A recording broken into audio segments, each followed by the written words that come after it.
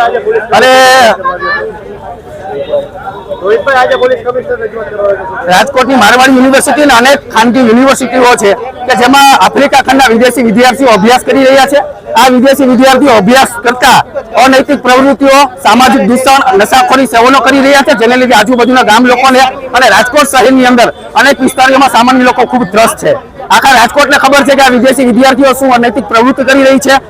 ઇન્સ્ટાગ્રામની અંદર, ટેલિગ્રામની અંદર, ખાસ એપ્લિકેશનોની અંદર વિદેશી વિદ્યાર્થીઓ દેહ વ્યાપાર ખુલ્લેઆમ કરી રહ્યા છે। રાજકોટની બસ સ્ટેશન વિસ્તારની અંદર માધાપર ચોકડીની આજુબાજુમાં બેડી, ગૌરીદલ અને રતનપર ગામની અંદર મકાન ભાડે રાખીને દેહ વ્યાપાર ખુલ્લેઆમ કરી રહ્યા છે। જાણે આ ગામ લોકોની અંદર એટલો ત્રસ્ત છે કે જાણે રોડ ઉપર, હાઈવે પર રેલ લાઇટ એરિયા હોય એ રીતના વિદેશી વિદ્યાર્થીઓ રોડ ઉપર ઉભી છે। મોરબી અને રાજકોટના અનેક શોખીન કારખાનેદારો જ્યાં રાતે મોજ કરવા જાય છે, તો તેનું જવાબદાર કોણ? આ ગામના બેન દીકરીઓને શું દરરોજ આ અનૈતિક પ્રવૃત્તિઓ કરતા લોકો નશા કરી અને સામાન્ય લોકોને રંજાડી રહ્યા છે। અનેક વખત ગ્રામ પંચાયતના લોકોએ પોલીસને રજૂઆત કરી છે, પણ મારવાડી યુનિવર્સિટીના માલિક એ ખૂબ મોટી વગ ધરાવે છે, એને લીધે લશ્કર કાર્યવાહી નથી થતી। આ ખાનગી યુનિવર્સિટીઓ પોતાના સ્વાર્થ માટે, ઊંચા રેન્ક લેવા માટે લેક અને NIRF ની અંદર રેન્ક અને ઇન્ટરનેશનલ વિદ્યાર્થીઓને લઈ આવે છે। આ વિદ્યાર્થીઓ અભ્યાસ કરતા અસામાજિક પ્રવૃત્તિઓ કરે છે।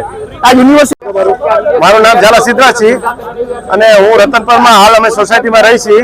ત્યાં મારવાડીના જે સ્ટુડન્ટો બહારના વિદેશના આવે છે એ લોકોનો અતિ બહુ ત્રાસ થઈ ગયો છે। પહેલા પણ અમે બહુ રજૂઆતો કરી છે। હવે એ લોકો રાત આખી નશો કરી અને રખડતા હોય છે, ભણવા આવે છે અને ત્યાં ભાડે મકાનમાં છોકરા છોકરીઓ સાથે રહેતા હોય છે, ટૂંકા કપડાં પહેરે છે। અમે ત્યાં રહેણાંકમાં રહી છીએ, ત્યાં લેડીઝ અમારા છોકરા, દીકરા દીકરીઓ અમારા રહેતા હોય તો એની સામે આ બધા આવી હરકતો કરે।